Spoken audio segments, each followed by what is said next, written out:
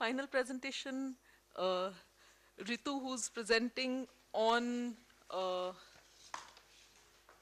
her talk is titled Neither of the Forest Nor of the Town, telling women's tales of relocation from Satpura Tiger Reserve. So she brings together some very interesting themes that are of interest within our school, gender, environment, displacement, etc., in her study from Central India once again. So keeping in line with the title of the conference here, Marginal Ecologies, I'll be talking about women's experiences of relocation and post-relocation daily lived reality from Satpura Tiger Reserve. So as the title suggests, the forest here refers to their original place of habitation, and the town refers to being out of that setting, being closer to towns and roads, and having access to all the amenities and facilities that it renders possible. Okay, so this doesn't work. Okay. So quickly, so first we'll get acquainted with the field site and the methodology, and then we'll look at how these transitions are experienced by women across a few themes such as the changed socio-ecological context, the temporal context, how livelihoods and time cultures change, and lastly, how the place-based identity undergoes transitions. So as we know that fortress conservation holds overriding place in the global conservation debate as of now, and one execution or one example of that is in the form of tiger reserves. So Satpura Tiger Reserve was designated in 1981, and as of now, 26 villages have already been relocated from the core area, and there are about 10 more villages that are planned to be relocated. So, okay, so not to undermine the impacts experienced by men due to relocation, but my study basically focused on women, considering the fact that there are a lot of data which has suggested that women spend a lot of time in collection activities, and the change in the socio-ecological context, hence, which kind of determines the life of actors within it.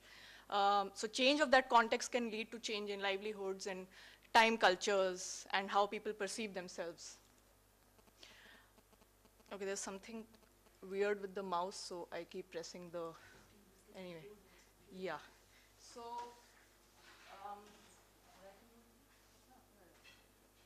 so this is the map of STR. So basically for this study, there were 4 villages that I had selected, 2 that had already been relocated, and there were 2 that were still located inside the reserve. And care was taken to kind of map the characteristics of these villages and also their settings to the extent possible. And now, for this study, I will be focusing more on the experiences of women in the relocated scenario, and I will only be referring back to the data with respect to women who are still inside the reserve to draw a comparison. So time use as a method was used to basically compare across these 2 groups of women.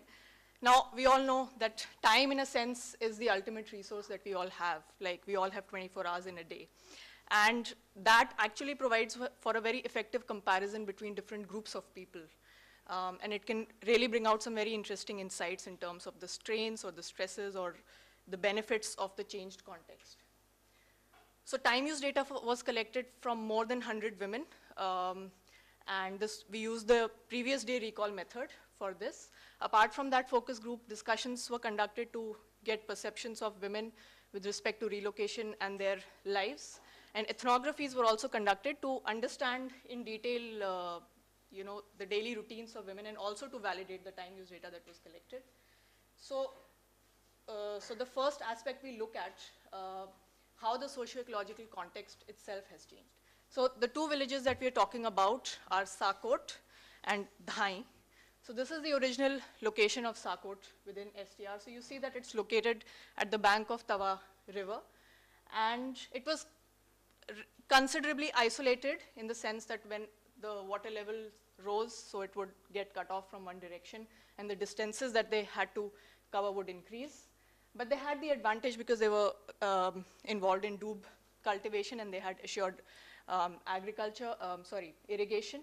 So the village, this particular village is largely composed of Gond Thakurs, so that is a subgroup of Gonds. So they are the more Hinduized land-holding subgroup of Gonds. And so they were predominantly involved in agriculture, NTFP collection, and departmental labor work when available. This is the second village, Dhai. This is the original location. So you see that it's located in a forested area. Now they were mostly involved in rain-fed agriculture, and they were more dependent on NTFP collection.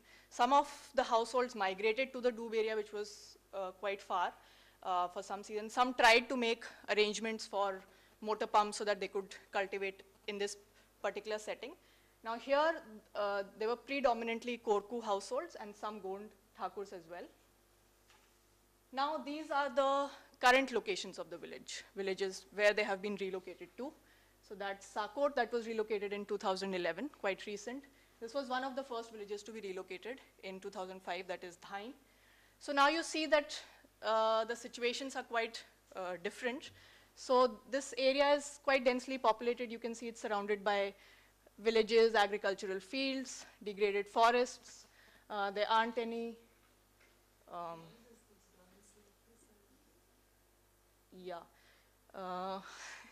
so there aren't any natural water facilities that households have access to.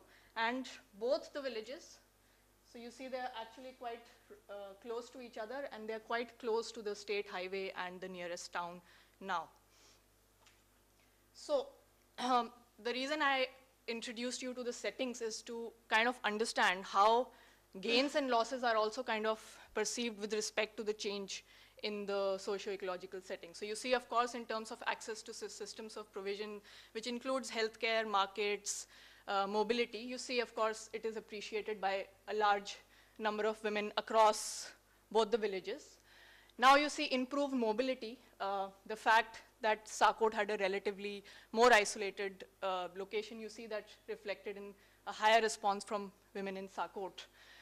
Satisfaction with the relocation package, you see a much higher response from Dhai because getting proximate fields, assured irrigation as part of the relocation package itself is quite a boon for the households, which kind of precludes the need to migrate to doob, etc. And you see the same reflected in what they feel about whether their agricultural status has improved.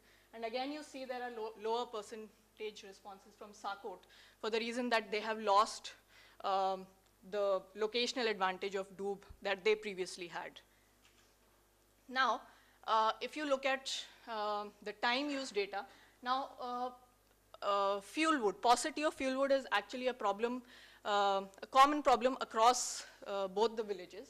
And if you look at a comparison of time use of women from the relocated villages and the non-relocated villages, you see that it has almost gone up by 10 times. And even if you look at the changes that have taken place within life stages, you see in the third table, you see that larger burden of the time use is now actually falling on the middle age classes, whereas in case of the non-relocated villages, you also had elder women contributing to the activity simply because now, considering the sheer drudgery associated with the task, you see that there's a change even in the labor patterns intergenerationally.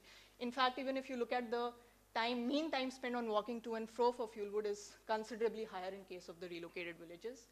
Now, if you look at table 4, you see that time spent on NTFP collection is understandably considerably lower for the relocated villages. Now, of course, I should point out that it is not necessary that loss of NTFP as a part of the livelihood activity gamut is seen as something negative across women.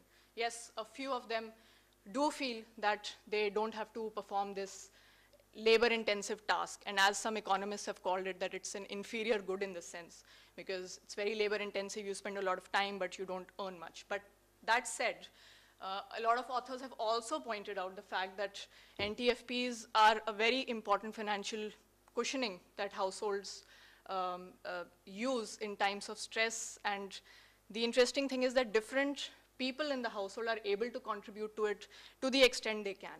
So you'll see young girls and middle-aged women going deep into the forest, and you see that elder women probably collecting mahua from the vicinity of homes or the villages. In fact, it's interesting that for many girls, it's a source of pocket money, if I could so say that. So I remember one girl telling me that I'm going to collect a lot of mahua this season because I want to buy a phone for myself. This is within the reserve.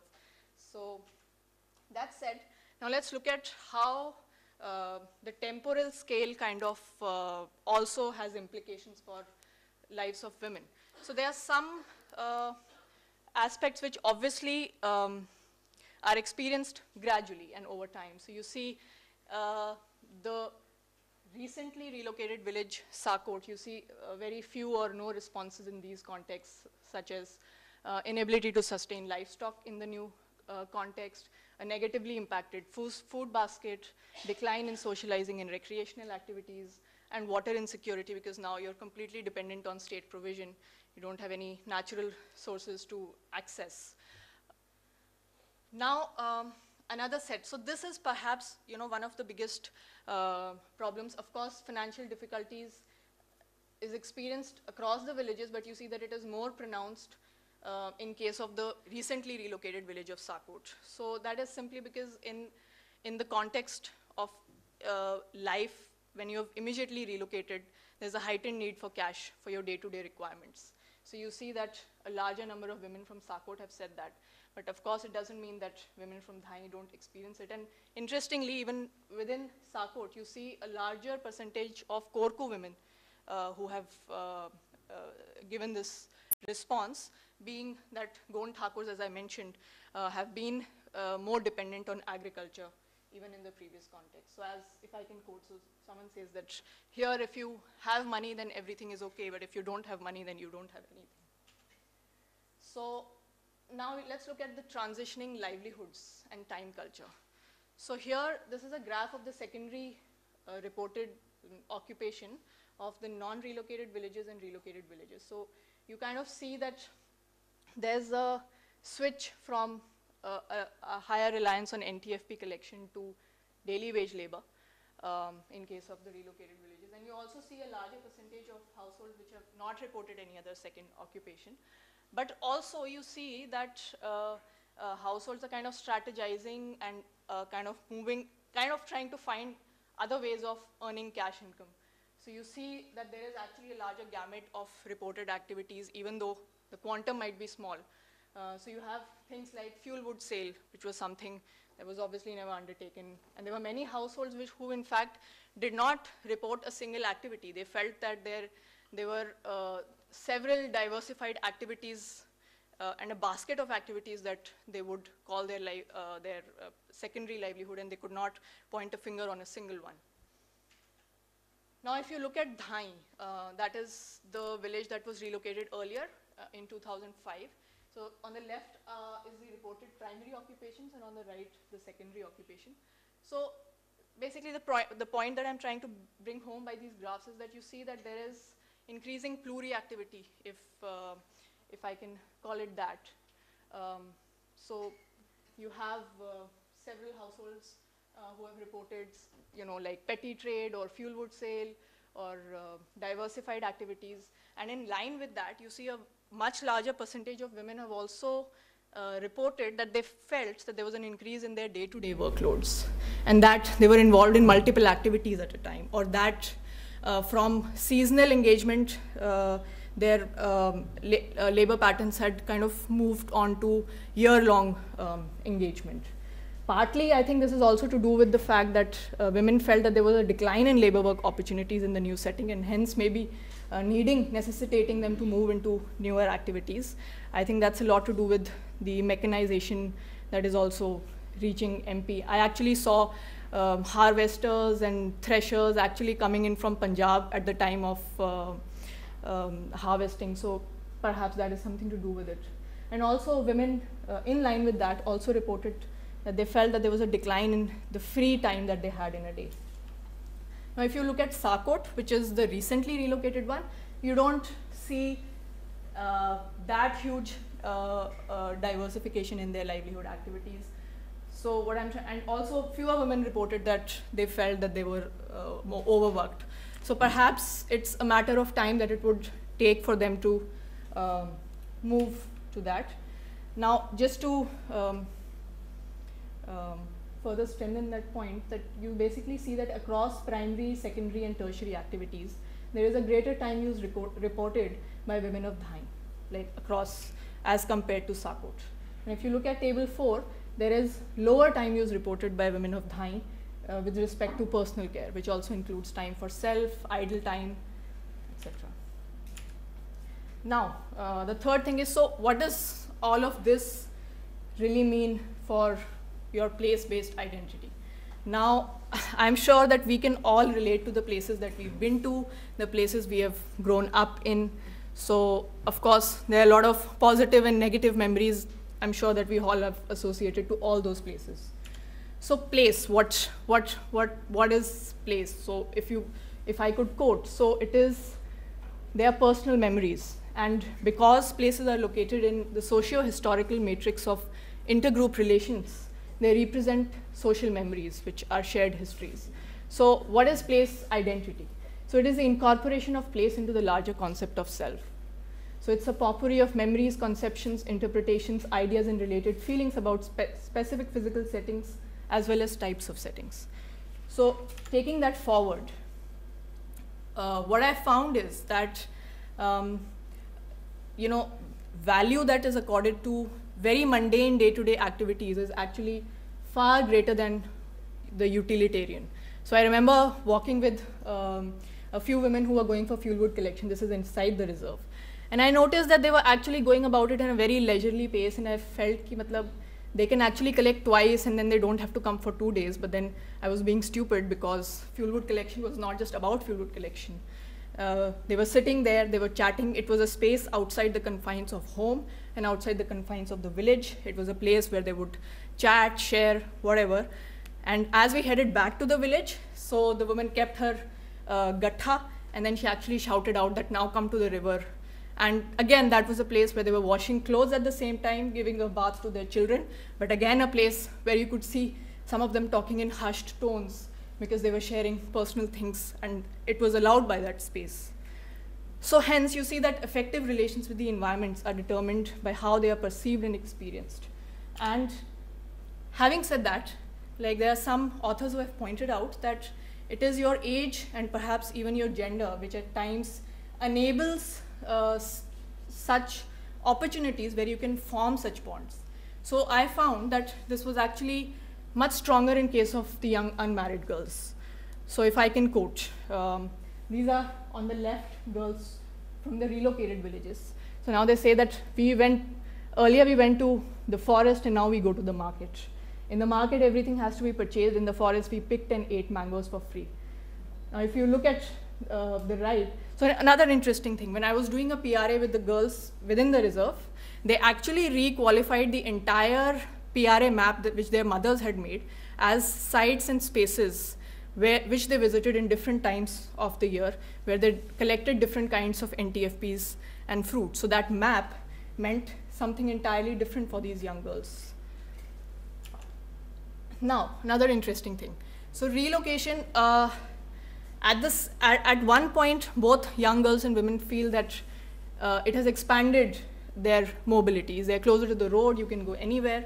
But at the same time, the contradiction is that they also feel that they are now more limited or restricted to the confines of the home or the village, because there aren't a lot of activities or aren't a lot of places that would allow or necessitate your mobility to the extent. On a related note, fear of violence and theft also, plays a role here. So quite interesting. This is a woman, elder woman. So she says that As the day sets, I close all the doors and windows on the front and sit here in the background, in the backyard. Drunk men keep roaming about and I don't want trouble. So another woman who's inside the reserve says that you can actually shoo away a wild animal, but what can you do about a man? So it's interesting because the fear has kind of shifted from wild animals to human beings in the post-relocation scenario. Now, if you also looked at, in line with that, you see that there is a much larger time use on household maintenance, or which is basically the time that is spent at home in case of the relocated villages. And interestingly, if you looked at this age class, that is the young and married girls, there's almost a doubling of the time reported with respect to this activity. And again, a slightly lower time use on activities of socializing and stuff. So now, talking about how women feel, so they do feel that to some extent they are assimilating into the so-called mainstream, and they're getting more civilized, which is because there's reduced isolation. It's also about consumption. You are eating new things. You have access to labor-reducing facilities. There's a change in attire. Life is kind of town-like, as in you have a planned layout of the village. You are closer to the road. So this is quite interesting, that how symbols such as the clothes that I wear or the kind of home that I live in, they become symbols of how I perceive myself. So she says that now we wear a sari like the women here, which is a full sari. If we dress up like this, people here call us, if we dressed up like earlier, they call us dokri, which means amma. And if we wear full sari, they call us Gigi or Bai. So you see that there is also this sense of trying to, assimilate yourself, if I could use that term. But at the same time, there's a shift from subsistence to cash economy, and there's a heightened need for cash. And many of these changes then necessitate, more cash in hand, which, okay, so I will just sum up by referring back to this French philosopher Felix Guattari, that who had said that there are three ecologies: the environment, the society, and mind. So basically, when the socio-ecological context changes, it impacts labor relations, it impacts how you interact with each other. And slowly, these changes also impact your mental ecology. So we have a mental ecology, there's an environmental ecology, and there's a social ecology, which influence each other and get influenced in the process. So you see that somewhere these women and these girls are in between. They are assimilating, but they still recall their life back in the forest and the things that they miss about it. So, yep. So to conclude, of course, gender disaggregated impacts need to be looked at, including how men get impacted. And there are several themes across which you can explore these implications. And identity is a fluid concept, and hence you need this work to go on to really see, to trace how the place-based identity is changing over time. And time use can be a very good way of actually studying that. Thank you.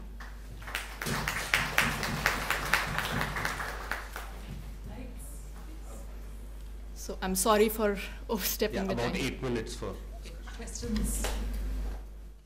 Yep, I would also love to hear feedback, criticism. Please go ahead. Okay, so Not a question, but just a thought. Recently, we had a talk by Nitin Sekhar, and he was working on similar theme, relocation and experience of women, men. So interestingly, he said that in his research, he find that women are feel more free after relocation because they can now go for work, they can talk to each other, and when they were in forest, they stay inside their home because of wild animals or the yeah, the actually, theme is same, but the experience are completely different. Now that is a very valid dichotomy which I actually tried to bring out. But the reason, as I said, that there is a feeling that your mobilities or the possibility of mobilities have definitely expanded in a way.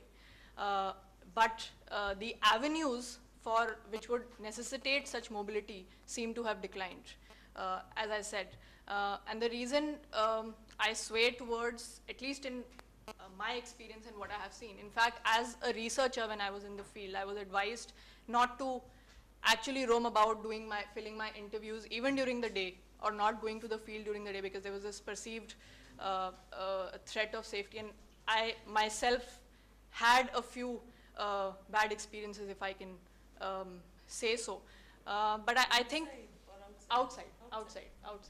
So yes, there's definitely a dichotomy, and maybe it is also to do, as I said, the socio-ecological context is very important for determining that. So it's something like, when I am back in my village in Haryana, I feel my femaleness to a much more profound level than I would feel it, say, in Bombay or in Delhi.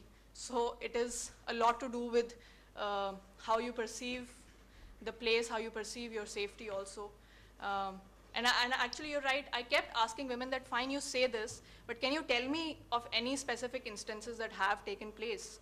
So why I only heard one or two, but despite that, the perception of fear was much more profound, and not just about physical violence, but even about theft. So I very frequently heard utensils and clothes being stolen from their homes, and so they felt that you actually can't leave your home or even your field unguarded at all in this setting. We might also be looking at differences in responses because of the researchers themselves who went in and asked these questions. That's perhaps something you might want to. I'll come to you you have a question? Yeah. Just a second. So one and then two, but please make them quick. Short questions. So there's this entire debate on livelihood diversification, whether it's distress driven or opportunity driven. So where do you kind of come down on that in your field study? And related to that, so how do you, when you're studying post conservation impacts, how do you isolate from other changes that are happening in that area? So the Tawa Canal has transformed the economy of that region. So how do you kind of isolate for that? Yeah, Ma'am, what do you have to say about the impact on environment due to such relocation? So how I see, of course, I don't think that changes that are taking place in the region, I don't think we can discount that.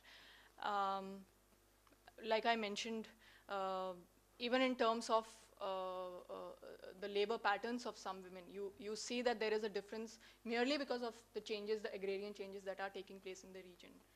But what I would say is that I see a mix of the two things happening, which to some extent can probably be explained by the social group that we are talking about.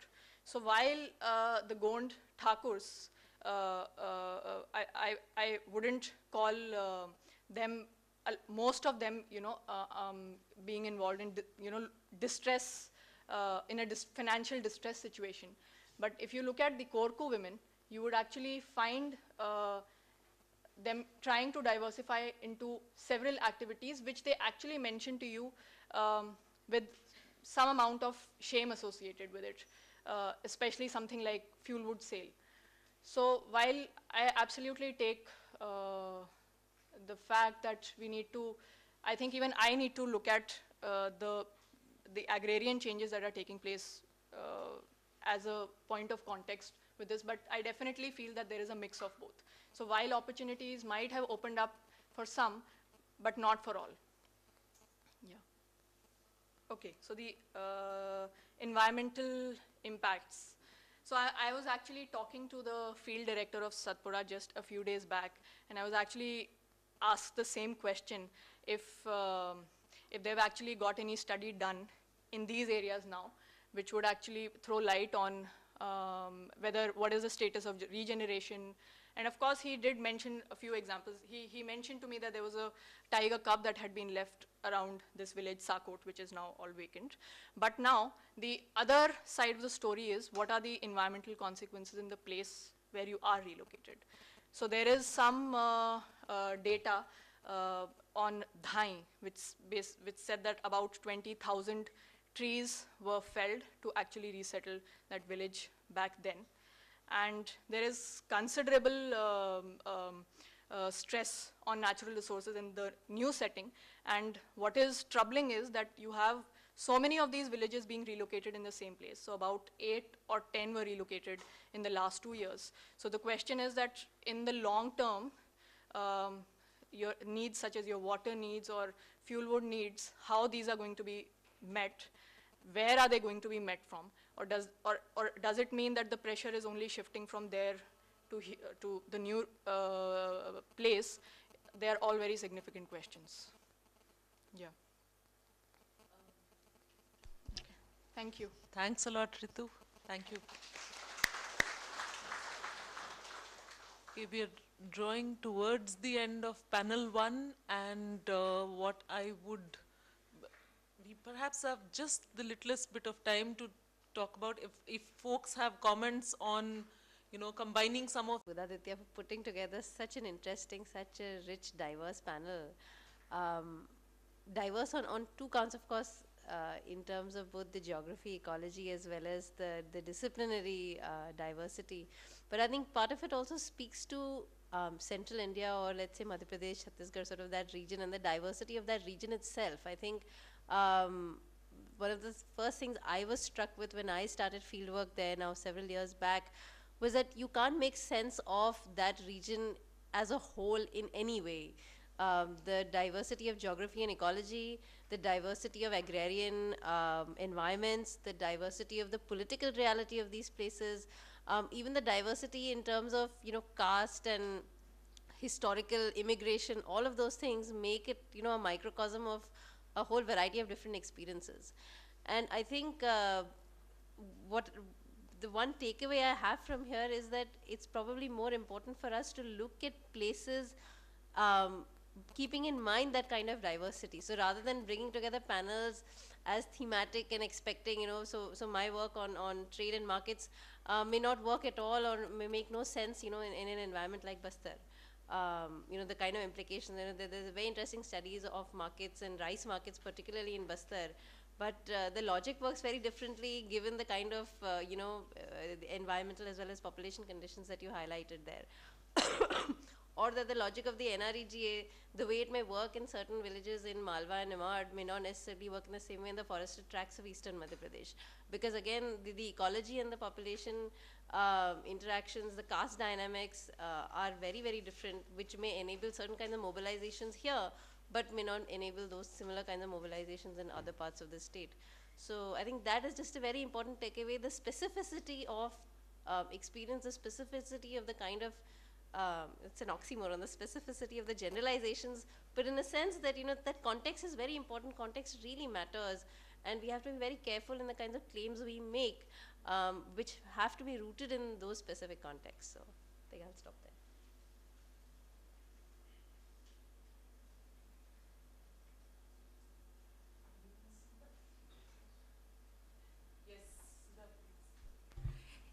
I just had a general comment connecting the last two papers. Again, it comes from my interest in like looking at conservation studies in the social science as not separate from the rest of social science. I was just wondering if in the last paper, one of the shifts that we're looking at is really moving a group that is in a low cash or non-cash economy into a fully cash economy. I wonder if we could use the concept of the earlier paper, which is often used to critique the colonial encounter, where we talk about the opening up of the frontier. Right? Opening up of the frontier in both, in the terms that you cited or in the quotation that you gave also, is really about one, you know, engaging, managing people as frontier people and sort of making them part of the mainstream, which seems to have happened in the second. Mainstream in the sense of, you know, engage in cash economy. And the other, of course, the ability of those in power to then manage the landscape. Of course, the difference can be in the earlier case, you might have thought about it as destruction of ecology, and now we might think about it as saving ecology, but still, in some sense, the conceptual idea of opening up the frontier seems to be very relevant to a relocation study. Just a comment that struck me about the connection between the two papers. Thanks. Comments? Observations?